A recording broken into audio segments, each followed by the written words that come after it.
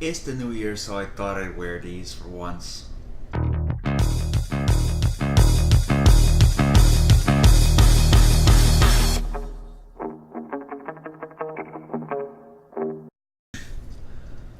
Hey guys, it's CSDX and welcome to this video. You know, 2016 was quite a year in all honesty. I mean, let's just go over some of the things that happened. Let's see. The Electoral College ended up going against what they were for and elected a bigoted carrot as president. People mocked the memory of a gorilla, claiming that they were mourning when really they were just not. Many celebrities. You know what? Actually, no. 2016 fucking sucked. It's stupid shit. It's 2016. Don't fuck yourself. 2016. However, 2016 was a good year for video games. Kinda. But what I will say is, I had wanted to do a top 10. Well, let's put it like this. Every gamer who does top 10s or top lists or reviews or whatever usually do a top 10 best and worst games of 2016 or whatever year it would be. But the camera froze. But the thing is, since I'm not a big YouTuber, I don't have the money to be able to do this. I can't even get a job, so. But what I can say is, I will at least do my own type of list for this in the top 10 games that I played in 2016. I don't have any set rules for this, honestly, so let's get started, shall we? Although I will say one thing. The game doesn't have to be released in 2016 in order to be on this list. In fact, I believe some of the games, of course, were released much earlier and I just never got a chance to play it until 2016. So, let's go! Oh, sorry, getting some gas. Ugh. Number 10. Yoshi's Woolly World for the Wii U. Now, I felt that it is too early to include this game as I only got it just recently.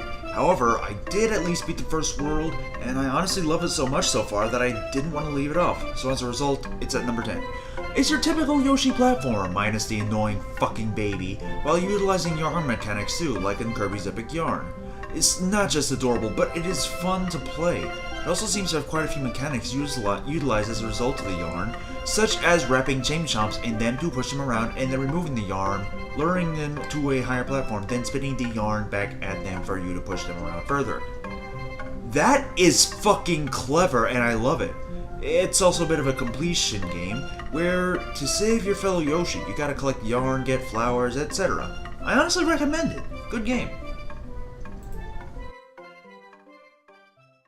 Number 9. Mario and Luigi Paper Jam. Now, in all honesty, if you want to see more than what I mentioned here, just refer to my Quick Bits video on this. Anyway, this game is honestly pretty enjoyable. While not the best entry, it's still worth your time. Mario and Luigi team up with Paper Mario to take on both Bowser and Paper Bowser, as well as to bring all the paper beings back to their own world after they were released from a book entirely on accident. It has the same gameplay as past Mario and Luigi games, specifically Dream Team, although not as good as Dream Team, still worth a playthrough, but it is the charm and humor that helps really sell it. Plus it gave people hope that Paper Mario would actually be good again, and it kinda is with Color Splash. I'm just going by what most critics are saying. I don't exactly know how it is myself, so. Number 8. Saints Row 4. Now I know this game is an old game, but again, I never said it'd only be games released this very year. Anyway, this game is just plain insanity. You and your team are off to stop a missile launch, and in the process, you are immediately elected president. I mean, that's clearly how it works in real life. You know, I really don't like getting political on the channel, so I'm going to go ahead and do it anyway. Here's our world version of Quincy Sharp and Hugo Strange. I wish I was kidding with this one. 5 years later, the alien force known as Zinyak invades Earth and captures numerous people to put in a simulation, including your character, the President. After busting out, well, the game goes from there as you continue the battle against Zinyak forces inside the simulation. Because of all the superhuman situations here, you feel, well, superhuman, and it's honestly a ton of fun. From the raunchy humor to the GTA-style gameplay, you're bound to enjoy your time with it. By the way, just to be clear, these are not paid promotions for any of these games, mind you. I just really like them and stuff. Although the next one is a bit different. Number 7. Azure Striker Gunvolt 2. Now, I just want to clear something up. With Azure Striker Gunvolt 2, I mentioned on my Facebook page a while back when I beat the game that I wasn't going to do a quick bits on it because I felt it didn't deserve it. In reality, I was just unbelievably salty about the boss. Even saltier than I was, well, final boss to be exact, even saltier than I was with Azure Striker Gunvolt 1's final boss. Just to put it clear, both games are really good, but the final bosses, respectively, are so agonizingly tough. Actually, come to think of it, Sigma was a hard boss to beat in Mega Man X, so it really is your successor. This game is a sequel to the spiritual successor of the Mega Man X series, Azure Striker Gunvolt 1, and it shows. While carrying similar gameplay aspects of the first entry, you also get to play as, I believe his name is Copen, who controls in a way that feels like this character was solely designed and programmed to rub salt in the wounds of Mighty Number 9. Yeah, I went there. After cooling down about the final boss and looking back, I still am kind of bitter over the true ending, but at the same time, it fits. I suggest you either play the game through yourself or watch a Let's Play of it to get what I'm getting at with it. On a side note, if it's still in the 3DS eShop, at least it should be, purchase Mighty Gunvolt. I think you'll love it. Number 6. Castle of Illusion. Now, the only reason I managed to get this game was thanks to someone on Steam who was generous enough to let me buy it from them on Steam, as the licensing rights for the game has expired, and as such, the game is no longer available to everyone. The story is that, similar to the original version of Castle of Illusion on the Sega Genesis, Minnie was kidnapped by the evil witch Mizrabel, or whatever it's called, and Mickey is out to rescue her. Gameplay is really amazing in terms of platforming, and it's just so likable. It's clearly marketed towards kids, but if you play the original Castle of Illusion on Sega Genesis, I recommend this to those people as well. I just hope it could possibly be re-released in some form in the future, because this game is awesome. Number 5. Pokemon Sun and Moon. The new entry to Pokemon revitalizes the series in an interesting way. Gone are the gyms, and in comes the Island Challenge. Gone are the pesky HMs, and in comes Ride Pokemon. Although various HMs are now TMs, add in the new Pokemon and Alolan forms of past Pokemon, and you got a great entry to help breathe new life into the series. Oh, and there's Team Skull, there's the Aether Foundation, and Ultra Beasts that look in no way like any sort of Pokemon, and rather like fan-made designs from those kinds of edgy artists. Never said everything was awesome about the games.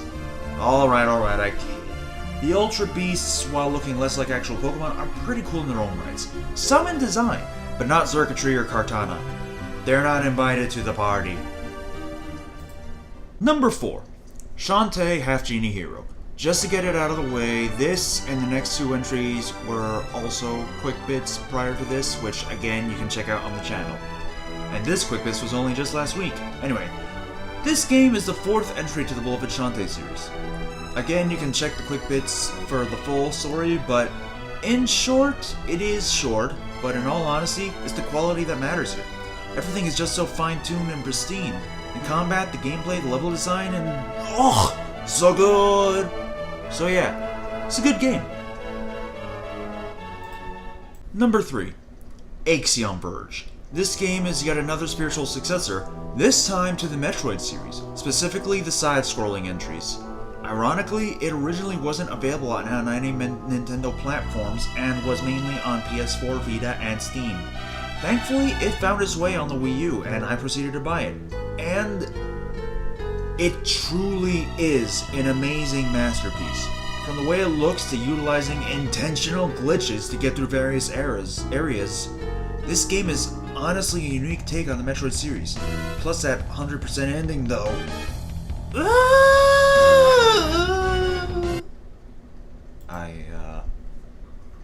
I apologize for that. Number 2. Dust in Elysian Tale. How does a game make it to my top 10 faves of all time, but only come in at number 2? Well, I'll get to that when we get to that. Anyway, this game is truly important in a number of ways. It shows your character fighting against a monster of a man in terms of his lack of humanity and compassion, who led a hate campaign for the mass extinction of a race of otherwise peaceful beings. What? Look, I already made 2 references to Mr. Orange. I can't go that far anyway. I was supposed to make 1, but I made 2. I'm not gonna drive everyone away in one go like that. For God's sake, I can't get too political! In addition, the gameplay is what I consider near-perfect combat with a sense of exploration. The story, gameplay, etc. is just so good that I feel obligated to tell you to play it for yourself. Trust me, it is that damn amazing. Alright, I do want to go over some quick honorable mentions before I get to the number 1 spot. Let's see. First off, Wind Waker HD. I really wanted to put this on the list, but I couldn't find a place for it, but I still would recommend it, honestly. There's also a few Virtual Console games, like, let's see, Superstar Saga, Mario and Luigi 1, Paper Mario on the N64, the Gen 1 Pokemon games, which were, of course, re-released to celebrate Pokemon's 20th anniversary, and even Golden Sun, though in the case of Golden Sun, since it's my favorite game of all time, I felt like I would kind of be cheating out other entries by putting it on this list, even though I rebought it on, Wii U Virtual Console, so I felt that was going to be, going too far with it, honestly. I debated including Mega Man Legacy Collection, but since it's literally just a collection of games, like a compilation of games with some concept art and such, I felt it didn't really have a place on here, but I still recommend it for those who enjoy Mega Man. And last is Super Mario 3D World. Personally, I don't get why people say this game and a few others like it have no soul in the Mario series, even though technically the Mario games have started out with no soul, like Super Mario Brothers, no story to it, you just go and rescue a princess. Super Mario Brothers 3, same thing, it was apparently confirmed as a play or whatever. What can you do? Yeah, I think that's it. On to number 1. And the number 1 game I played in 2016 is Gone Home. This isn't number 1 because of it being a favorite game. This isn't number 1 because I wanted to spite people by putting a literal walking simulator at number 1. This is number 1 because of the story it tells, and this game delivers on it. You take on the role of Caitlin Greenbrier, who on one fateful night in 1995 came home from an overseas trip to find that the house is empty, and you have to search around to see exactly what happened. It isn't a murder case or a supernatural thing, mind you, but, well, it's worth your time. For fear of spoiling too much, I personally think you should play it yourself because it will help those who are full of hate to open their eyes and their hearts. It is a game that will help those types of people understand how much they are hurting those around them, how much they are hurting close loved ones solely because of something out of their control and what makes them who they are. And with the way things are looking, with how bleak it looks in various areas, politics and otherwise, I can understand how people can be depressed about the future.